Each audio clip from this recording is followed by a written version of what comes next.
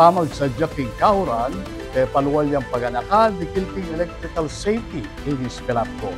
Ay report ng Patricia Mamang.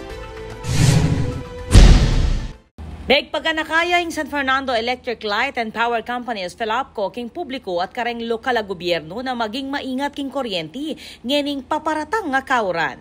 Agpangking pag-asa asahang magumpisa ing opisyal a kauran king mumunang Domingo ning June katukining mimirala habagat at pamanuran. Orete naman reng pepalwala pagkanaka ng Pelapco mumuna pututan lareng sanga dareng tanaman na malapit king linya ning kuryente bangay wasan ing pangasira o ing silab. Dapat ay iwasan ng albog kareng lugar ating electrical installation kalupaning metro, transformer at underground box. Panibala kareng eksperto ing pamanyamasan king electrical systems.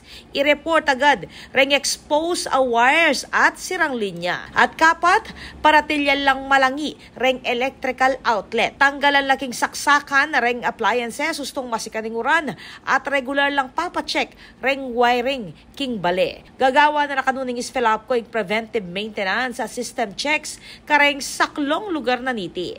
Para kareng report o nanumang kutang malyaring maus king Pelapco hotline o bumisita king karelang website at social media page. Ako po, Patricia Mamangon para king News Force Pampanga. Balitang tutuking Balen, susuyo.